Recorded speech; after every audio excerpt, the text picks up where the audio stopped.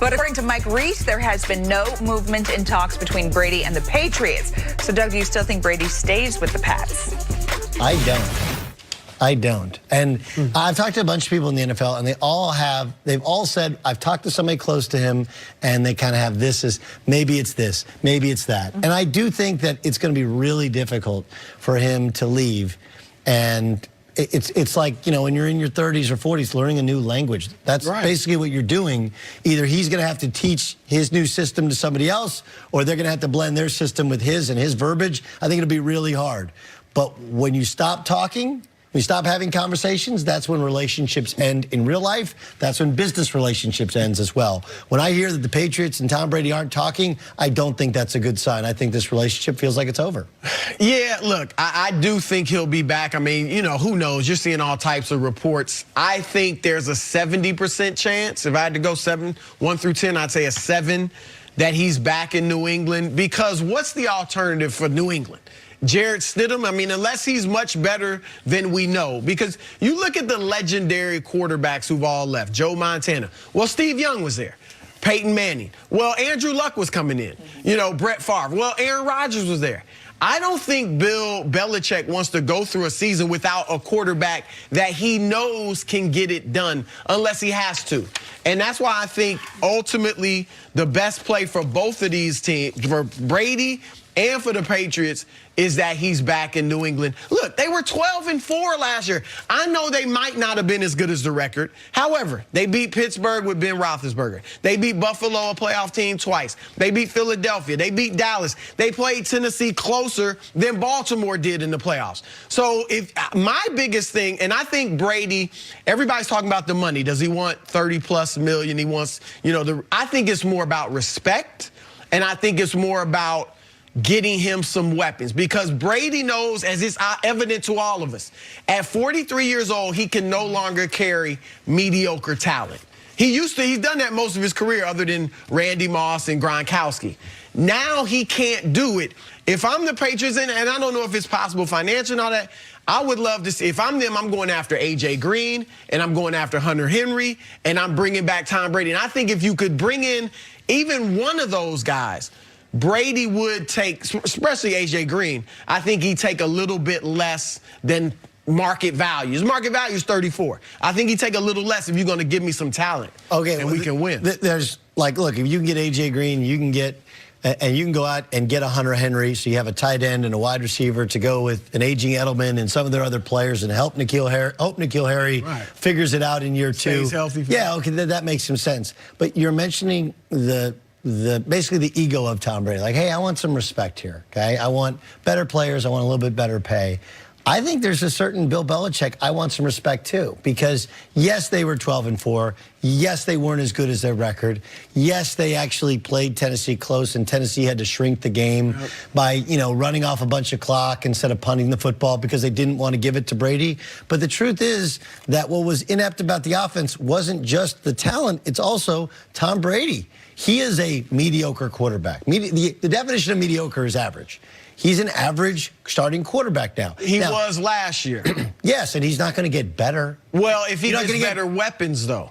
A lot of it, it's an opinion. I think a lot of his problems last year were he didn't have the weapons. And QBR and yards per game, he was better than Aaron Rodgers. Okay, but he didn't have a Devontae Adams or an Aaron Jones. Part of the reason is the schedule that they played an easier schedule. They played a terrible division, which has helped propel them for all these years, and they played a relatively easy schedule. When they played the good teams, they did beat the Cowboys, but it wasn't because of their offense. They had double passes and trick plays and block punts. They had to cover up the fact that their offense stunk. And yes, I will agree with you. The weaponry wasn't good, right? You had 2-star wide receivers who both imploded. If you had Antonio Brown on that team, that's a good team that might win a Super Bowl, okay? And that's not Brady's fault. On the other hand, part of the reason that they were mediocre was Tom Brady isn't, as you point out, able to carry the team. Nobody's open, but he can no longer throw guys open.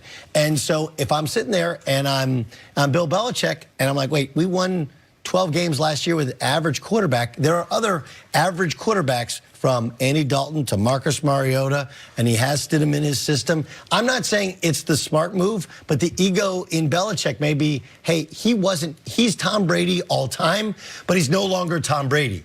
And I don't need Andy Dalton to be prime Tom Brady in order to win a championship. I just need him to be as good as Brady was last year and surround him with the supporting talent that Brady wants. If Brady's ego says, I got to go do my own thing, then I think Belichick's ego will say, fine, I can win without you. So you're saying both of these guys have egos, so they want to see if they can do it without them. Yes. But isn't there something to Tom Brady? He's going now, he's learning a new system, he's learning a whole new team, working with John Gruden as opposed to Bill Belichick, who's been with forever. And on the same side, Belichick now having to train a new guy. I mean, these guys have been together for so long, and they've got to be so in sync on the field that for either one of them, the breakup and having to learn a whole new system or train a whole new system, a whole new guy, it's got to be difficult. Yeah, I mean, look, it's a marriage, and you're trying to figure out if you stay together for the kids, or or you kind of go and do, and then you go and you're with somebody new, and you're like, wait, you put your toothbrush on what side? And you've been married so long, I sleep on this side, you sleep on that side. No, I do it a different way. I think that's the problem. On the other hand, it's two guys who've been really successful. They've both been told they're great. They're the greatest ever. You got the greatest coach ever. And I don't know if you know this. I mean, pretty sure you do, because you work around guys and you're married to a guy, but guys have egos. And sometimes the ego says, like, hey, people will say, well, Belichick's never won without Brady. Okay, I'll show you. And then Brady's like, well, you've never won outside New England. Okay, well, I'll show you. And I think at some point that may drive a wedge between them because everyone's pulling them apart. Alex Guerrero, you don't need Bill Belichick. We got TB12. We'll be fine.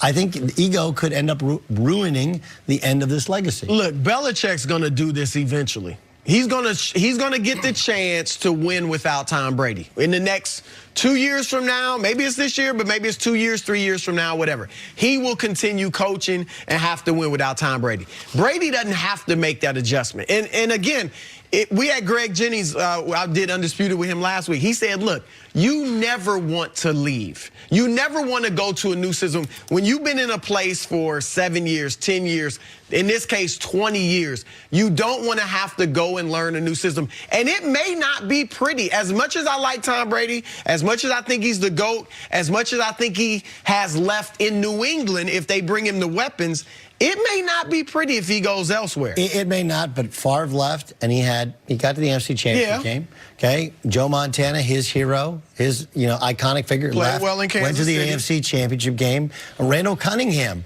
he with the Minnesota Vikings, they go to the NFC Championship game. So we've seen other quarterbacks do this. Peyton Manning, even on his last leg, won a Super Bowl, but before that, threw 50 touchdown passes in Denver. He was great in Denver. They were younger, though. They were younger. Right. So, but at some point, if you look at Peyton, his last year, which was horrible, even when he won the Super Bowl in Denver, 9 TDs, 17 picks. Yep. The year before that, he was great.